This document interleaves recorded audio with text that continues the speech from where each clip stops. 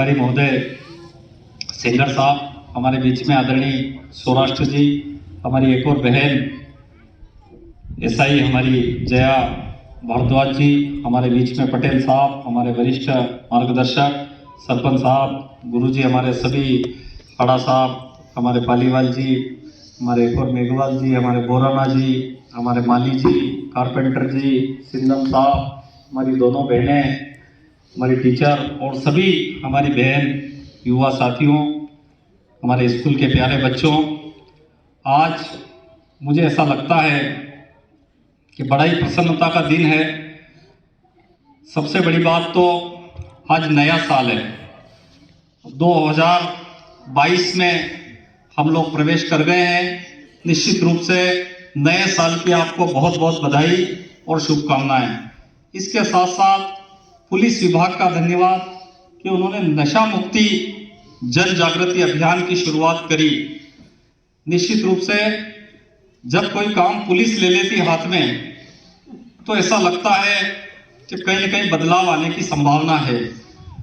और उस काम में जैसा हमारी बहन जया जी ने कहा कि सबसे पहले उसकी जो कड़ी उन्होंने जो पकड़ी है कि स्कूली बच्चों से, कि हम कहीं से कहीं जाकर के कहें कि मैं 10-15 दिन से यूपी में था तो वहाँ स्कूलों में जगह जगह लिखा हुआ था, पापा गंदगी मत करो, पापा आप शराब पी करके मत आओ, हम परेशान होते हैं। ऐसे बच्चों के जो नारे उन्होंने लिखे हुए थे। तो निश्चित रूप से हमारे बीच में जो बच्चों में जो जन जागरण अभियान चलाया, आप सभी बधाई के पात्र हैं। लेकिन मुझे ऐसा लगता है कि जैसा अभी सर कह रहे थे, और कई बार हम सोचते हैं कि मनुष्य जीवन हम लोगों को यूं ही नहीं मिला, लंबे प्रयासों के बाद हम मनुष्य जीवन में आए। और इस जीवन में आने के बाद अगर हम कुछ कर नहीं पाए, कुछ अच्छा नहीं कर पाए, तो निश्चित रूप से मानिए कि हमारा जीवन व्यर्थ है। और इस व्यर्थ जीवन को ठीक करने के लिए कम से कम हमें नशा छोड़ना चाहिए। आज स्थिति यह है कि जो बच्चे हैं उनके पिताजी, जैसा आदरणीय टीआई साहब बता रहे थे कि रास्ते में पढ़ते पढ़ते आते हैं, कभी गिर गए, कभी उनको उठाया और ये रखा।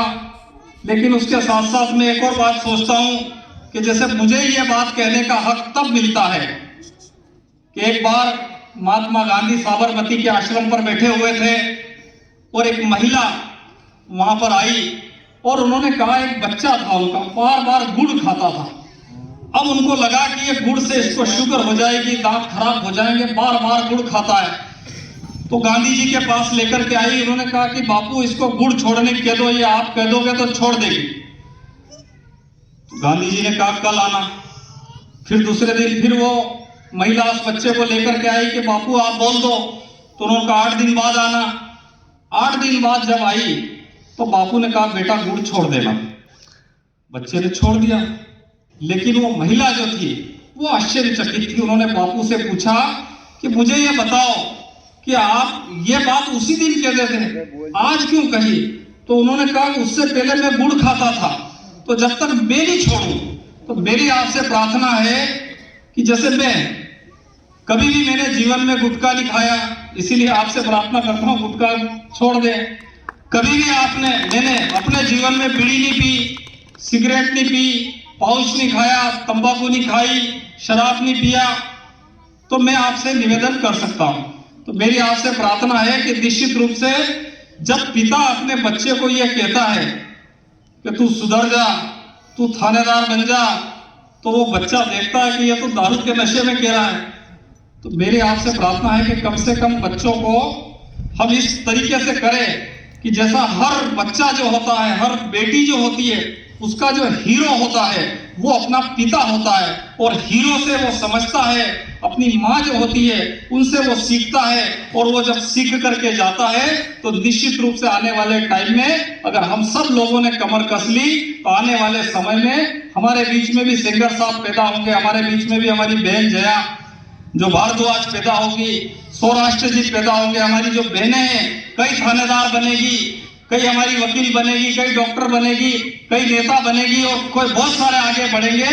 लेकिन उसके लिए हम सब गांव वालों को मिलकर के सोचना चाहिए, समझना चाहिए। लेकिन बड़े दुख की बात है कि लगातार हम लोग बोलते हैं, इस कान से सुनते हैं और उस कान में निकाल देते हैं। कभी कभी तो ये कहते हैं कि हमें कोई शराब छुड़ा दो। टीआई साहब, आप बात मानो नहीं मानो, लेकिन मैं कम से कम इस गांव के 50 लोगों को शनि मंदिर ले गया, सांवलिया जी से पास में।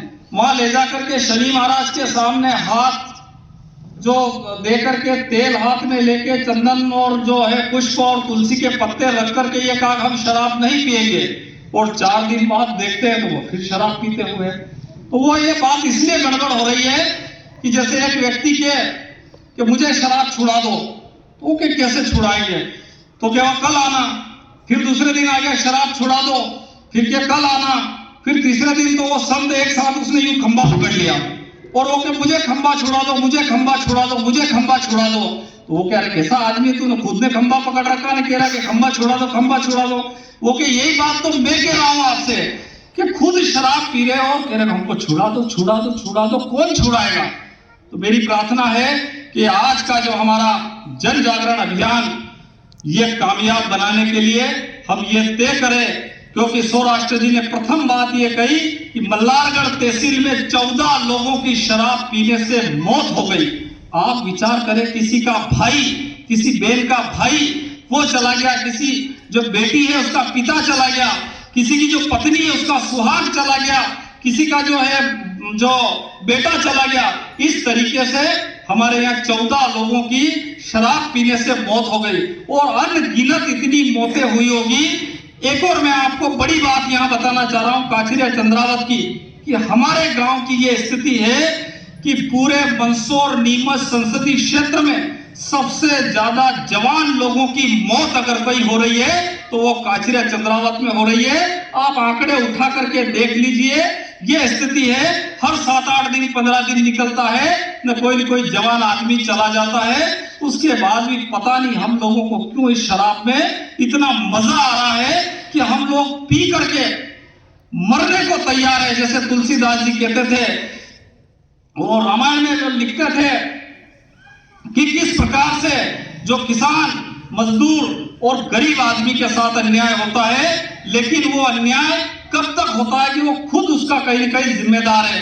जैसा कि हम कई बार बोलते हैं कि हमारे जो क्षेत्र में जो गरीबी है, लेकिन गरीबी का मुख्य कारण जो है वो शराब है। और मेरी आपसे विनम्र प्रार्थना है कि हम सब लोग मिलकर के इस सामाजिक बुराई को अगर दूर करेंगे। और दूसरा एक और निवेदन है, गांव वालों से भी अनुरोध करना चाह रहा हूं, सरपंच साहब से भी अनुरोध करना चाह रहा हूं, हमारे आदरणीय टीआई साहब से भी अनुरोध करना चाहता हूं कि हमारे यहाँ हम सबसे ज्यादा कच्ची शराब बनाने का कारोबार ज्यादा से ज्यादा करते हैं। हम सोचते हैं कि इससे कोई बड़ा भारी हमको मुनाफा मिलता है, लेकिन जैसे आजादी के 50 साल बाद देखते हैं तो हम जहां के जहीं हैं।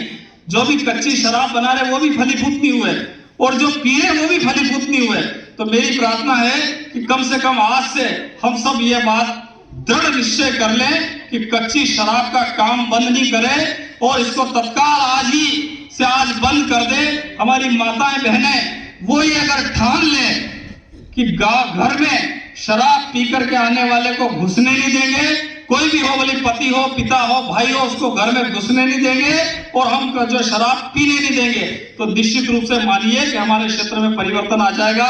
इन्हीं शुभकामनाओं के साथ जब अगले साल हमारा 2023 आए तब तक हम लोग जो है यहाँ ये ऐसा आश्वासन ले, ऐसी शपथ ले, ऐसी हम कसम खाए, हम भले पिपली माता की कसम खाएं, हम गंगा माता की कसम खाएं, हम माता जी की कसम खाएं, अपन भैरू जी की कसम खाएं, पीर बाबा की कसम खाएं, या जो जिस देवता को मानता हो, जो जिसमें इष्ट में आस्था हो, उनकी हम कसम खाएं और ये शराब को जो हम काछरिया चंद्रावत को मुक्त कर दे, एक भी भट्टी अब लगने नहीं दे। ऐसा आप लोगों के सहयोग से यह संभव हो सकता है। पुलिस तो हमारी तैयार है और अगर ऐसा हो गया तो निश्चित मानिए एक्सीडेंट बंद हो जाएंगे, घर में लड़ाई झगड़े बंद हो जाएंगे, माताओं बहनों के साथ जो मारपीट लोग करते हैं वो बंद हो जाएगी, बहुत सारे काम हमारे अच्छे हो जाएंगे। और अगर आज हम प्रण लेते हैं, और मैं तो कह रहा हूं साहब से कि आज हम सब कसम खाएं कि आज से शराब नहीं पिए। और जयसिंह को मैंने 3 बार कसम खिला दी इसको तीसरी बार हो गई ना आपने, नहीं, आज चौथी बार, एक बार ही मेरी खिलाई। बात सुनो, मेरे ऊपर तो ये इस तरीके से नहीं, कई बार, जब तक हम कसम खा करके ये नहीं मान ले, अगर नहीं खिलाई हो तो आज खा ले कि आज के बाद हम शराब नहीं पिएंगे, नहीं पिएंगे, नहीं पिएंगे। धन्यवाद। जय हिंद, जय भारत।